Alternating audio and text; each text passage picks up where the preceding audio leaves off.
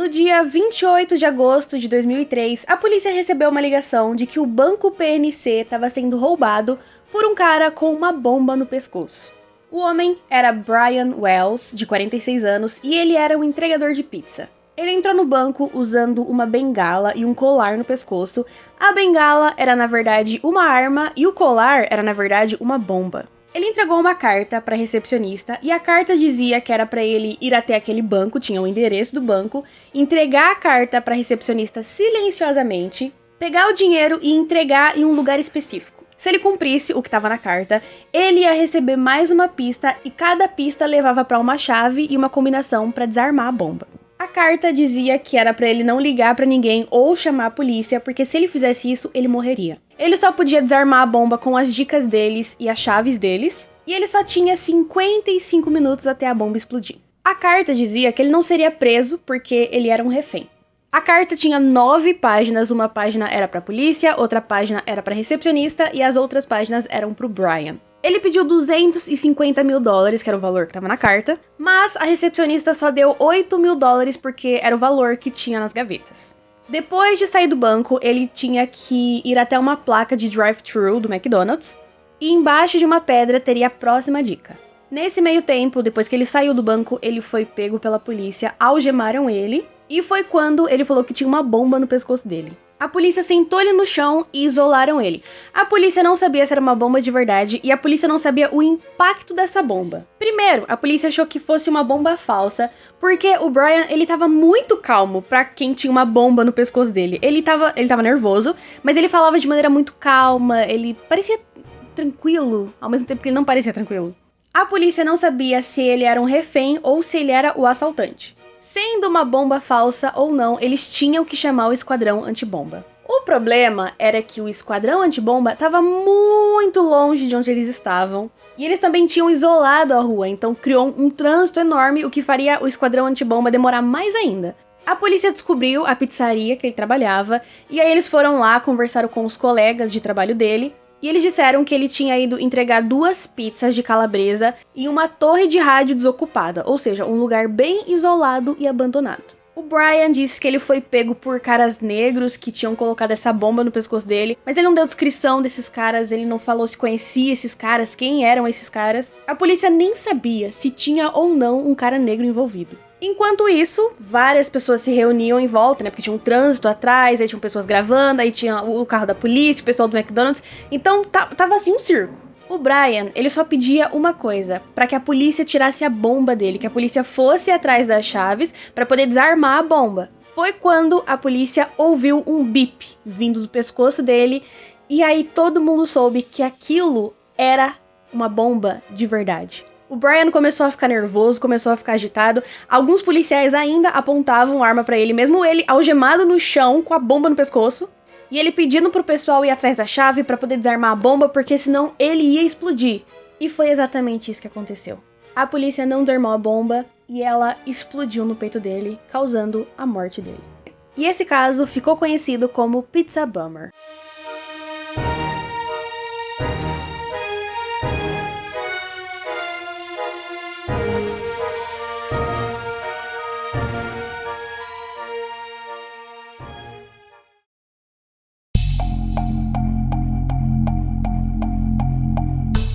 O esquadrão antibomba chegou, eles revistaram o corpo pra ver se não tinham mais bombas, revistaram o carro pra ver se não tinham mais bombas. E no carro eles encontraram mais bilhetes. E tinha um mapa, tinham instruções, era tudo muito bem detalhado. O próximo passo foi seguir as instruções. A polícia chegou em um lugar perto da mata e eles viram, longe, um pouquinho longe, uma van azul e suja e ela estava se aproximando da polícia, mas quando a van viu a polícia, eles deram a ré e foram embora. A polícia não deu muita importância para essa van azul, mas voltaremos a falar sobre ela. Inicialmente, o caso estava sendo investigado pela polícia estadual, mas como foi um roubo a banco, o pessoal do FBI também começou a investigar o caso. E aí, no fim, o FBI liderou a investigação com a ajuda da polícia estadual e do esquadrão antibomba. A polícia investigou a casa dele e eles não acharam nada. Depois, eles fizeram uma análise no corpo e o colar da bomba ainda estava no pescoço dele. Aquele colar era uma das principais pistas e a polícia tinha que tirar, eles não tinham a chave. Por isso, eles decidiram, e de acordo com a família do Brian, isso foi super antiético, eles decidiram cortar a cabeça do Brian pra tirar o colar. A família do Brian só soube pelo caso pelo jornal. Eles se perguntaram por que a polícia estava apontando a arma pro Brian se ele estava cooperando com a polícia. Quando a bomba explodiu, a polícia também não chamou a ambulância para ver se o Brian ainda estava vivo, porque não foi uma explosão de fogo e que destruiu tudo. Foi uma explosão de um impacto um pouco menor, que só atingiu o Brian, então ainda tinha chance dele estar vivo. Quer dizer, quando ele caiu no chão, a polícia disse que ele estava morto, mas para a família ainda tinha chance dele estar vivo. Também a decisão de cortar a cabeça dele foi muito mal vista pela família, porque eles não puderam fazer um funeral para ele, porque o caixão tinha que ser fechado. A investigação continuou e eles descobriram que o dono da pizzaria foi quem atendeu a ligação, só que ele não conseguia entender o que estava sendo dito, e aí ele passou a ligação pro Brian, e foi o Brian que fez as anotações do pedido e onde era para ser entregue. Foi aí que a polícia começou a se questionar de verdade se ele era uma vítima ou se ele era o assaltante. Porque no banco ele tava muito calmo. Ele pegou um pirulito, que dá pirulito lá no banco, ele pegou um pirulito, esperou na fila antes de assaltar o banco. Ele falava de forma muito calma, então as pessoas se perguntavam, a polícia se perguntava se ele era realmente uma vítima nessa história. Ele só entrou em pânico quando a bomba foi explodir, então talvez ele tenha pensado que a bomba não era real, enfim. A polícia foi atrás das pistas onde a pizza tinha sido entregue, e eles acharam marcas de pneu, acharam marcas de sapato, e tinha um lugar meio desgastado que dava indícios de que houve uma luta nesse lugar. Apesar de terem muitas pistas, apesar de terem os bilhetes, o corpo da vítima, os restos da bomba, apesar de tudo isso, a polícia inicialmente não conseguiu descobrir nada. 3 dias depois do Pizza Bummer, no dia 31 de agosto, Robert Thomas Pineri foi encontrado morto dentro da sua casa. Depois da morte do Brian, o Robert ficou nervoso, ele queria proteção da polícia porque ele achava que iriam atrás dele depois. Eles quem e por que eles iriam atrás dele? A polícia marcou uma entrevista com ele, só que no dia ele estava trabalhando e aí ele perguntou se podia marcar essa entrevista para segunda-feira, ou seja, no dia seguinte. Essa entrevista nunca aconteceu porque ele morreu no domingo. Ele tinha problemas com droga e ele morreu de overdose. De alguma forma, esse caso tá ligado com o caso do Pizza Bummer, mas a polícia ainda não sabe como que eles estão ligados. A polícia começou a investigar pessoas próximas ao Brian, as garotas de programa com quem ele saía, um ex-namorado de uma dessas garotas e também os funcionários da pizzaria. O esquadrão antibomba, eles fizeram uma réplica da bomba, eles tinham conseguido recuperar 90% dessa bomba, então a partir daí eles fizeram uma réplica. Era uma bomba muito bem elaborada, a pessoa que fez deve ter levado um mês pra fazer essa bomba. Propositalmente, a pessoa colocou coisas na bomba pro esquadrão antibomba se confundir. Ele colocou uns fios aleatórios ali que não levavam pra lugar nenhum. Então se a pessoa cortasse, não ia mudar nada. Tinham instruções dentro da bomba, então se a pessoa que fosse desarmar a bomba lesse essas instruções, não ia levar a lugar nenhum. Eles também descobriram que no colar tinham 4 fechaduras, mas o Brian só precisaria de 2 chaves para conseguir abrir a fechadura. Eles também observaram o mapa e as instruções, e eles perceberam que a pessoa estava dizendo pro Brian, basicamente, dar voltas pelos arredores do banco. Se o intuito da pessoa era fazer o Brian fugir, não fazia sentido, porque tinham rotas muito mais simples do que dar a volta no banco. Ou seja, a pessoa não queria que o Brian saísse vivo dali. E durante muito tempo, era só isso que eles tinham. Eles tinham a bomba, eles tinham a vítima, mas era só. Não tinha como saber quem tinha feito aquilo, porque eles não tinham qualquer noção, porque a única pessoa que poderia saber estava morta. Eles ficaram sem pistas durante um tempo, até que 3 semanas depois do crime, eles receberam uma ligação de uma pessoa dizendo ter um corpo congelado em uma garagem. A partir daqui, é eita atrás de eita. Vamos lá. Bill Hotzstein ligou pra polícia dizendo que tinha um corpo congelado numa garagem. A polícia perguntou pra ele se ele sabia de quem era o corpo, e ele disse que era o namorado ou ex-namorado de uma mulher chamada Marjorie Diehl Armstrong. Ele também disse que estava com medo dela, porque ela era uma pessoa muito inteligente e já tinha manipulado muitas pessoas. A polícia pediu pra ele ir até a delegacia pra ele explicar o que estava acontecendo, e ele foi lá no dia 21 de setembro. A parte estranha, além do corpo congelado, era que a casa dele ficava perto de onde o Brian tinha entregado a pizza. Ele começou a contar que ele namorava essa mulher no passado, que eles se conheceram nos anos 80, que ele conhecia ela há uns 30, 35 anos. Nas palavras dele, ela ligou pra ele na noite ou na manhã do crime, depois do crime, dizendo que o Jim Rodden, que é o marido namorado dela, estava morto e ela queria a ajuda dele. O Bill disse que daria uma olhada. Ele foi até a casa dela, ele disse que ele ajudou ela por pena,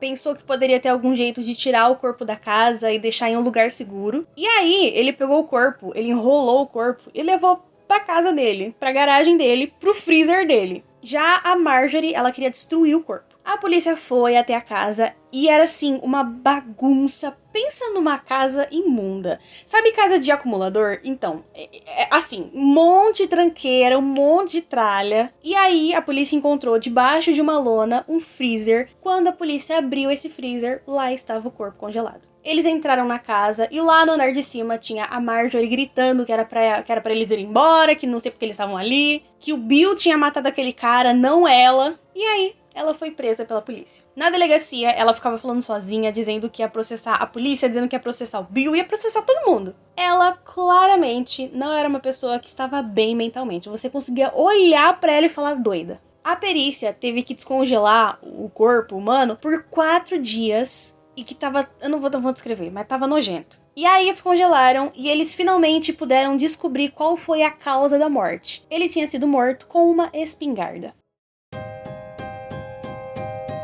De acordo com um amigo, o Bill era um cara legal. Durante anos da amizade dos dois, ele nunca percebeu nada estranho no Bill. Ele era um cara grandão, ele era um cara engraçado, ele sempre gostava de falar bastante. Ele também era um cara inteligente, mas ele se achava muito mais inteligente do que ele era. Ele era muito bom em conversar com as pessoas, ele tinha presença, era um cara da hora de se conhecer. O Bill, ele era da hora até conhecer a Marjorie. Esse amigo diz que não gostou dela, que ela era má, que ela era muito manipuladora, que ela sabia como se safar das coisas. E o Bill parecia ser controlado por ela, parecia que ela tinha entrado na mente dele e ela controlava tudo sobre ele. A prova disso é ele ter pegado um cadáver dela e ter colocado no freezer dele. Sobre a Marjorie, uma das melhores amigas dela disse que ela era uma mulher muito bonita quando nova, que ela sempre chamava a atenção das pessoas, além da beleza dela, porque ela era muito inteligente e ela era uma ótima instrumentista. Ela também falava mais que os cotovelos, falava demais. Na infância, a Marjorie cresceu mais rápido do que as outras crianças e ela foi uma criança um pouquinho diferente. Ela também sempre foi muito intensa, uma pessoa assim que vive a vida ao extremo. Um porém sobre ela era que ela não era bem mentalmente. Definitivamente ela não era bem. Ela foi em vários terapeutas porque ela começou a perceber que tinha alguma coisa errada nela. E aí ela foi diagnosticada com bipolaridade, maníaca depressiva. Às vezes ela era super obcecada por alguma coisa, outra hora ela era super depressiva. Também foi diagnosticada com fala desenfreada, e essa mulher fala.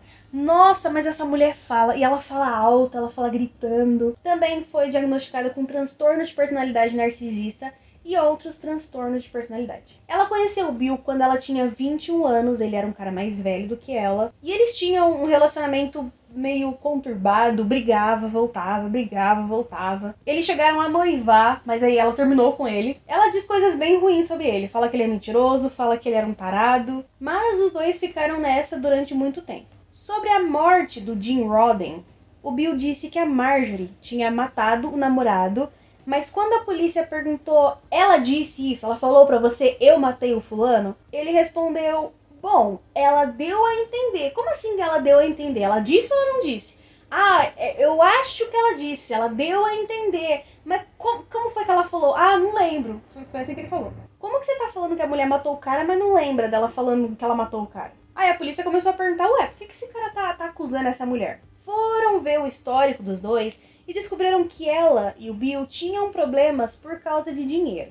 O Bill sempre pedia dinheiro pra ela, pra pagar as dívidas da faculdade dele, porque ele começou a faculdade e nunca terminou. E ela nunca dava o dinheiro. E a Marjorie, ela tinha dinheiro em casa, porque ela não confiava nos bancos, e aí ela pegava o dinheiro e deixava tudo dentro de casa. Esse dinheiro ela ganhou de processos, depois ganhou pela morte da mãe dela. Sobre a Marjorie e o James, que é o cara que morreu, Eles brigavam muito, eles brigavam o tempo todo. Uma vez ele empurrou ela no fogão e outra vez ela disse que ia matar ele. E uma vez ela perguntou pra namorada de um amigo dela se ela sabia como se livrar do James. E esses amigos acreditavam que ela era realmente capaz de matar o James. Porque uma vez ela contou sem querer que ela já tinha sido presa. E aí, esse amigo dela, que se chamava Ken Barnes, ele e a namorada foram atrás para descobrir por que ela tinha sido presa. E eles descobriram que em 1984 ela foi presa por causa de problemas com o namorado. E esse namorado foi morto por ela. Ela deu um tiro nele. Quando ela contou isso pro Ken, que ela matou o namorado, ela contou rindo. Ela disse que deu 6 tiros nele e que nada nunca aconteceu com ela, porque ela conseguiu se safar. Ela disse pra polícia que ele batia nela e que tinha sido uma autodefesa, por isso que ela nunca foi acusada de verdade. Mas ela se gabava, dizendo que ela matou uma pessoa e nunca foi presa por isso. Enquanto isso, na vida do Bill, depois dele ter ajudado a Marjorie, ele tentou cometer suicídio cortando os pulsos. Ele não morreu. Já adianto que ele não morreu dessa forma. Nessa ocasião, ele também escreveu um bilhete dizendo não ter participado do assassinato do James e que não tinha nada a ver com o caso do Brian Wills. Mas por que ele diria isso? Ninguém pensou que as duas coisas estivessem interligadas até o momento. Ele também escreveu que o corpo no freezer era do James Rodden. E aí eles começaram a meio que pensar por que o Bill faria isso? Por que o Bill roubaria um banco? Acontece que o Bill estava tendo problemas financeiros. Lembra que eu falei que ele pedia dinheiro pra Marjorie? Então, o irmão dele e a irmã dele, eles queriam vender a casa dos pais, que era onde o Bill estava morando de graça, mas se eles vendessem a casa, não teria onde o Bill morar. E aí o Bill mentiu, dizendo que ele tinha anunciado a casa no valor de $90 mil, mas ele realmente tinha anunciado a casa, mas por um valor muito mais alto, o valor de $250 mil. Exatamente o mesmo valor que seria roubado no banco pelo Brian Wills. Outra coisa que o Bill não contou para a polícia era que ele tinha um colega de quarto chamado Floyd, um amigo antigo, e esse amigo se mudou um dia depois do roubo. Quem falou sobre esse amigo foi a Marjorie. Ela disse que esse cara, ele teve que sair da cidade depois da história do Brian e do roubo, porque esse cara era um foragido. Ele estava fugindo da polícia depois de ter sido acusado de ter abusado sexualmente de uma adolescente deficiente. Tanto Floyd quanto Bill passaram pelo detector de mentiras quando perguntaram sobre o banco e eles foram liberados pela polícia. Em 2004, aconteceu uma audiência desse caso, e nessa audiência a Marjorie não disse nada. O Bill disse que ela atirou no namorado depois de terem uma briga por dinheiro, e o juiz decidiu que a Marjorie seria julgada. Já o Bill, por ter colaborado com a polícia, ele só pegou alguns anos de prisão por abuso de cadáver. Nessa época, a polícia não associou mais o Bill ao roubo do banco, eles investigavam como se fossem duas coisas diferentes. Então essa história do roubo em relação ao Bill morreu. Nesse ponto morreu. E depois de ter sido solto, o Bill mudou. Ele não era mais aquele cara bem-humorado. Ele se tornou alguém raivoso, alguém que estava sempre muito bravo. Ele não quis mais falar com a polícia, ele não quis mais falar com a imprensa. Ele também perdeu muito peso. Descobriram que ele estava doente e ele foi internado em um hospital. Um dos investigadores do FBI foi até o hospital para tentar conversar com o Bill pela última vez. E ele perguntou, cara, se você sabe alguma coisa sobre o roubo, conta. É a sua última vez, é a sua última chance de contar isso pra gente. Se você tá guardando alguma coisa com você, conta pra gente. Vai embora desse mundo, porque ele ia morrer. Vai embora desse mundo sem guardar esse peso. Conta pra gente o que tá acontecendo, o que houve. O Bill, ele só desenhou no ar. Não. 4 dias depois, ele morreu de câncer terminal. Já a Marjorie, ela admitiu na prisão ter sim matado o James. De acordo com ela, na primeira versão, porque tem várias versões que ela conta, na primeira versão ele estaria saindo com outra mulher e aí ela descobriu e atirou nele. E ela mostrava zero sinal de remorso. Zero. Ela não se arrependeu de ter matado ele. Só que depois ela muda essa versão, chorando, dizendo que amava ele, que se sente muito culpada, tarará. Uma ex-detenta que conviveu com ela durante um tempo disse que a Marjorie, ela fazia um teatro para as pessoas. Para as detentas, ela era uma coisa. Para a polícia, para os guardas, ela era outra coisa. ela raspava as sobrancelhas e ela ficava horas raspando essa sobrancelha, porque é uma coisa muito rápida de se fazer, raspar a sobrancelha. Mas ela ficava horas e horas raspando a sobrancelha. Ela queria que acreditassem que ela era doida. E ela pediu um acordo judicial dizendo que ela não estava mentalmente bem quando ela matou James. Ela foi condenada, mas o que aconteceu? Ela foi considerada mentalmente instável. Então, depois que ela cumprisse 7 anos de prisão, ela ia receber condicional por bom comportamento. Então, de novo, ela conseguiu manipular todo mundo. O produtor do documentário da Netflix, desse caso aqui, ele enviou uma carta para ela para perguntar sobre o caso do Brian Wills, porque ela era a última pessoa que tinha sobrado que podia dizer alguma coisa sobre esse caso. Ninguém sabia quem eram os autores, então ela era a única que podia falar alguma coisa. E ela respondeu a carta dizendo que ela conversaria com ele se ele desse auxílio legal para ela ou se ele desse dinheiro. O produtor do documentário, ele arrumou um advogado para ela. E aí, ela se propôs a falar, ela admitiu ter matado o namorado, e nessa segunda versão, já é outra versão, ela disse que fez isso porque ele estava ameaçando ela. Primeiro porque ele tinha uma amante, agora porque ele estava ameaçando ela. Daqui a pouco vocês vão descobrir por que ela matou ele de verdade. Ela também escreveu uma carta para a polícia estadual, passando algumas informações. Ela disse que o Bill estava envolvido no caso do Pizza Bummer, e outra pessoa também estava envolvida. Além disso, ele estaria obcecado pelo caso. Ele acompanhava esse caso bem de perto. Em uma entrevista, o policial perguntou: como você sabe dessas informações? Quem foi que te contou isso? E ela não respondeu nada. Ela estava escrevendo essas cartas e falando essas coisas porque ela queria fazer um acordo. Essa mulher queria porque queria sair da cadeia e ela estava atirando para todo lado. Quando a Marjorie foi presa, as tranqueiras da casa dela foram parar em um depósito. Porque o Bill, ele era um acumulador, mas ela também era uma acumuladora.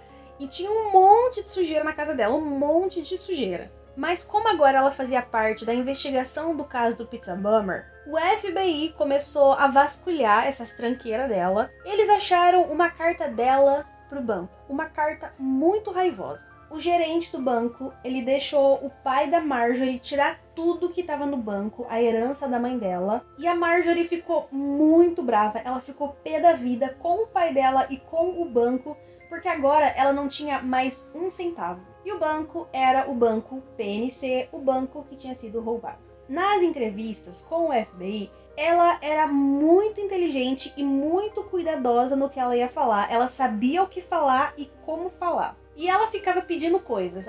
Eu só vou falar se vocês me transferirem para um tal lugar. Eu só vou falar se vocês me derem isso e aquilo. Depois de muita enrolação, depois de se declarar inocente, depois de culpar o Bill, ela finalmente deu uma informação nova. Ela disse que o Bill tinha uma van azul. E ele tinha mandado guinchar essa van e ele só trouxe a van de volta depois que ele foi liberado como suspeito no caso do corpo congelado. O produtor, antes do Bill morrer, ele tinha ido na casa do Bill para perguntar sobre o caso do Pizza Bummer, se o Bill sabia de alguma coisa, e o Bill não quis falar com ele, nem saiu do carro. Mas, nessa gravação dele indo na casa do Bill, o produtor viu a tal van azul. Aí ele pegou a gravação, mostrou pro policial e perguntou: essa é a mesma van azul que você viu lá atrás? Era exatamente a mesma van. E a partir desse ponto, eles começaram a revisar todas as pistas que eles tinham até agora, dessa vez olhando a Marjorie e o Bill como principais suspeitos no caso. Revendo as gravações da garagem do Bill quando eles ainda estavam investigando o caso do corpo congelado, tinha um monte de tranqueira, como eu disse, e no meio dessa bagunça tinha um desenho, era o desenho de uma bomba. E eles perceberam que pensar no Bill como culpado e como o cara que construiu a bomba fazia sentido. Ele sempre se achou muito mais inteligente do que a polícia. Nos interrogatórios dele, ele fazia a mesma coisa que a Marjorie fazia. Ele sempre tentava controlar a conversa, ele escolhia muito bem as palavras, sabia o que falar, sabia o que não falar. Em uma entrevista com o FBI, ele disse: eu sou o cara mais inteligente nessa sala. Então ele realmente acreditava que ele era assim, um puta de um gênio. Ele era um acumulador e ele entendia de mecânica, então se ele precisasse de ferramentas e peças para construir uma bomba, ele tinha.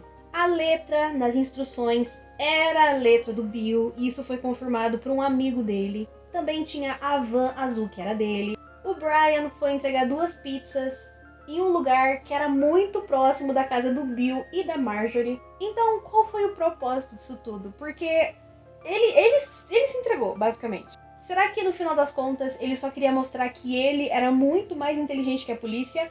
Ou ele só foi muito burro de atrair a polícia pra si mesmo?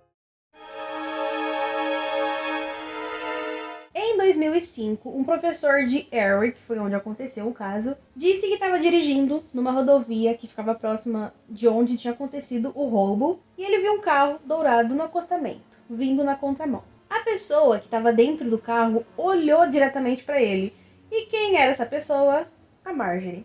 Ela admitiu que realmente estava na rodovia, mas ela disse que não estava na contramão e que não sabia o que estava fazendo lá e que não sabia para onde estava indo. E ela disse também o que ela sempre diz: eu estava lá por outro motivo. Ela disse a mesma coisa quando outra testemunha disse ter visto ela e o Bill em um posto de gasolina na frente de um telefone público e a polícia sabia que aquele telefone tinha sido usado para pedir as pizzas. E o que foi que ela disse? Sim, eu estava no posto de gasolina, mas eu estava lá por outro motivo. Em 2003, uma das detentas que conviveu com a Marjorie, ela entregou anotações que ela tinha feito sobre a Marjorie enquanto elas estavam na prisão juntas, e 3 detentas contaram a mesma história. A Marjorie matou o marido. Mas essa detenta que fez as anotações disse que a Marjorie matou o marido porque ele ia contar para a polícia a verdade sobre o caso do Pizza Bomber. Essas anotações só foram entregues ao FBI depois, quando eles estavam revisando as pistas. As anotações diziam que, primeiro, o Bill foi quem construiu a bomba. Segundo, o colega de quarto dele, o Floyd, também estava envolvido no crime. Terceiro, o caso do corpo congelado estava ligado ao caso do roubo. E quarto, eles mediram o colar no pescoço do Brian Wills. E lembra o amigo da Marjorie, o Ken Barnes, que eu falei lá no começo do vídeo? Então, ele contou na entrevista dele que a Marjorie tinha contratado ele para matar o pai dela e para pagar o serviço, ela roubaria o banco junto com o Bill. Ele disse o seguinte: a Marjorie, ela tava muito brava porque o pai dela tinha pego toda a herança dela, e se ele morresse, ela teria muito mais dinheiro. Detalhe é que a Marjorie, ela sempre se considerou uma mulher muito rica e disse que ela não precisava roubar o banco porque ela era muito rica. Nisso, o Ken fala: isso vai ser muito caro, né, matar o seu pai. Vai ser 250 mil.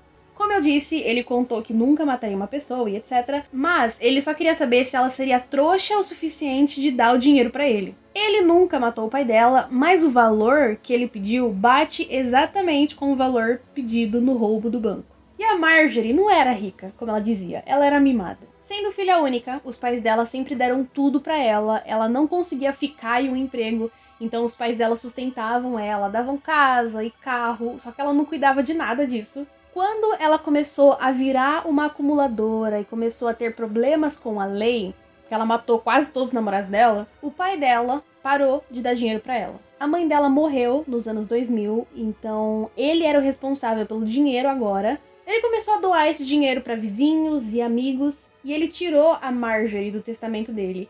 Então, mesmo se ele morresse, ela não ficaria com dinheiro. Ela não era uma mulher rica, ela era uma mulher que queria ficar rica com a morte do pai. Em dezembro de 2005, tudo mudou. Tudo mudou porque o Ken Barnes, ele admitiu que ele sabia do esquema do roubo. E não só isso, a Marjorie era o cérebro por trás do esquema.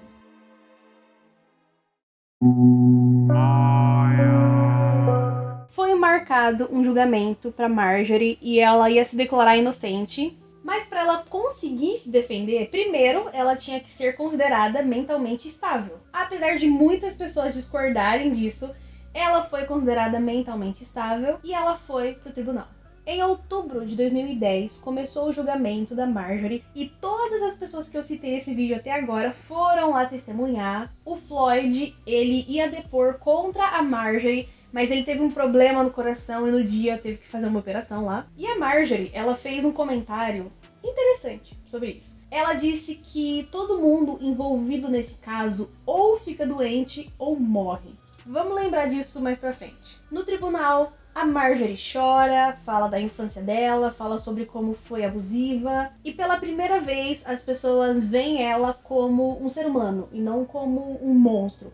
Porque até o momento ela era manipuladora, ela era falsa, ela era mentirosa, ninguém acreditava nela. Não era uma pessoa, era uma coisa que tava mentindo e manipulando todo mundo. E aí, quando ela começa a chorar, as pessoas olham pra ela e percebem que ela é uma pessoa. E acreditaram que com isso ela conseguiu conquistar o júri. Mas não foi bem assim. Depois de 10 dias de testemunhos, o júri finalmente começou as deliberações. Eles iam decidir se ela era culpada ou se ela era inocente. Eles demoraram 1 dia e meio para decidir que Marjorie Diehl Armstrong era culpada de todas as acusações. Em fevereiro de 2011, saiu a sentença dela e ela foi condenada à prisão perpétua e mais 30 anos de prisão. Sem dizer nada, ela foi levada do tribunal. O Floyd foi solto depois de cumprir a pena dele por abuso sexual. O Ken disse que gostou da prisão porque antes ele ficava chapado e agora ele podia lidar com o vício dele em drogas. Já a Marjorie, ela entrou em depressão e ela acha injusto ter sido a única que pagou o preço. Depois da condenação dela, as pessoas ainda se perguntavam sobre o Brian, afinal de contas, ele era inocente ou ele não era? A única pessoa que podia dizer isso era a Marjorie. E ela ainda se declarava inocente, ela insistiu que o Brian era cúmplice e não uma vítima. Aí, a partir daqui, começa um diz que me diz que me diz. O produtor do documentário, ele conversava com a Marjorie. Daí, ele também começou a conversar com uma garota de programa chamada Jessica, que saía com o Brian. Ela foi presa por problemas com drogas e ela foi mandada para a mesma prisão que a Marjorie. Nisso, a Marjorie vai atrás dela, começa a xingar ela de mentirosa, falar que vai matar ela. E ela também ficou brava porque o produtor estava conversando com essa Jessica. A Jessica conseguiu uma ordem de restrição contra a Marjorie e mudou de penitenciário. E foi quando ela finalmente decidiu dar uma entrevista e contar o que ela sabia. Um dia, ela foi na casa do Ken, porque ele vendia crack pra ela. E nesse dia, o Ken, ele tava planejando um roubo a banco com mais 2 pessoas. Eles pediram pra ela arrumar alguém pra roubar o banco por eles. E eles queriam alguém que ficasse com medo e que não chamasse a polícia. Essas pessoas eram a Marjorie e o Bill. Eles ofereceram $5.000 pra ela. Ela ligou pro Ken e perguntou se ele já tinha o dinheiro dela. Ele disse que tinha crack e ela aceitou. E foi quando ela disse o nome do Brian pra eles e disse que ele era uma pessoa influenciável e que ele não chamaria a polícia. Ela levou o Brian até a casa do Ken. Ela não apresentou ele, ela só levou ele até lá e depois saiu. Depois, eles pediram a escala de trabalho dele e ela deu. Em troca, a Marjorie pagou $1.000 pra ela. Sobre o encontro antes do roubo, e eu não lembro se eu falei ou não desse encontro. Eu acho que eu não falei, então eu vou falar agora. Se eu falei, gente, tô repetindo porque eu não lembro mais. O Floyd disse que ele, o Ken, o Bill, a Marjorie, o Brian e o Robert, eles se encontraram um dia antes do roubo para poder planejar e dizer quem ia fazer o quê. Seguindo essa lógica, o Brian, ele não era uma vítima, ele era um cúmplice, porque ele estava lá na reunião um dia antes do roubo. Só que aí, a Jessica disse que nesse dia, ela ficou com o Brian até meio-dia e que ele ia trabalhar até as 4 horas. Então, pra ela, ele nunca fez parte de reunião nenhuma. Quem esclareceu essa coisa da reunião, no final das contas, foi o Ken. Ele disse que nunca teve uma reunião. Se nunca teve uma reunião, não tinha como o Brian saber sobre o roubo. O Brian, ele não sabia qual seria o dia do roubo e ele foi lá realmente só pra entregar as pizzas. Tanto é que ele ficou esperando ser pago pelas pizzas. Então a polícia estava pensando que o Brian era um cúmplice porque tinham dito que ele estava numa reunião um dia antes do roubo, mas no final das contas nunca teve uma reunião. E assim, a Marjorie, ela insistiu que o Brian era cúmplice e que ele sabia sobre o roubo. Acontece que se o Brian for inocente nessa história, a Marjorie, mesmo já condenada, não vai ficar na prisão perpétua. Ela pode receber a pena de morte. E era justamente isso que eles queriam evitar, pegar a pena de morte. No final dessa longuíssima e complexa história, os 2 líderes desse crime receberam a pena de morte e tiveram o mesmo fim, mesmo que em momentos diferentes. O Bill, ele conseguiu se salvar da prisão. Ele não denunciou a Marjorie, Ele não denunciou a si mesmo, ele não falou, nunca disse que ele era o gênio por trás do roubo, mesmo que ele fosse. Ele se salvou da prisão, mas ele morreu de câncer. A Marjorie não conseguiu se safar da prisão. E ela também morreu de câncer em 2017. Lembra que ela disse que todo mundo envolvido nesse caso ou ficou doente ou morreu? Então, quando o Bill morreu de câncer, a Marjorie disse uma coisa interessante. E eu acho que no final das contas, o que ela disse serve para ela mesma. Ela chamou aquela morte de justiça divina.